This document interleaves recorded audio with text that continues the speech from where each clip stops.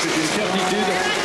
Et c'est également le cas des hommes qui sont derrière, c'est-à-dire respectivement en 3e position Jobé, à la 4e Baudon, 5e Blanchy et 6e Charbonnel. Donc pour une raison qui nous est pour le moment inconnue, Stéphane Chambon perd un petit peu de terrain, il se retourne à la sortie de l'épingle et il voit que derrière Patrick Demaria devient de plus en plus menaçant. Stéphane Chambon au freinage de l'épingle, et Demaria un super freineur, quelqu'un qu'on est en train de découvrir aujourd'hui.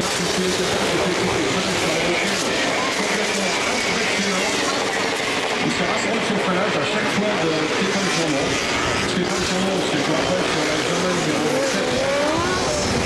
Alors qu'il y a Patrick Demaria qui a lui une KTM. Donc c'est entre ces deux hommes que logiquement devrait se jouer la victoire dans cette deuxième demi-finale qualificative du Super Motard. Chambon qui commence à zigzaguer un peu dans la ligne droite pour éviter éventuellement que Demaria prenne la ski, mais ceci dit, c'est au freinage que Demaria remonte à chaque fois. Et une fois de plus, et là ça y est, c'est carrément dans les roues de Stéphane Chambon. Patrick Demaria, superbe freinage. Stéphane Chambon se retourne régulièrement, il a bien raison parce que d'ici peu, à mon avis, il y a quelqu'un qui va le doubler le freinage. Stéphane Chambon, pour le moment, rien n'est encore fait.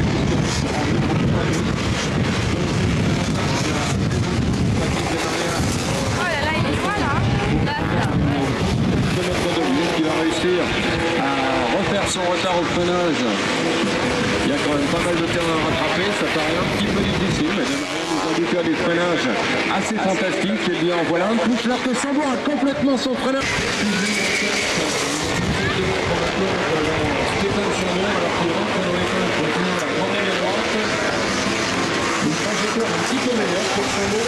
Chambon qui passe à l'extérieur, Chambon qui récupère la première place. Une trajectoire et attention, c'est tout un set de freinage, souvent sur le circuit Carole. Et Demaria freine un peu plus tard. À l'intérieur, ça s'est touché un petit peu. Les deux partent à l'extérieur, Chambon à l'intérieur, Demaria à l'extérieur.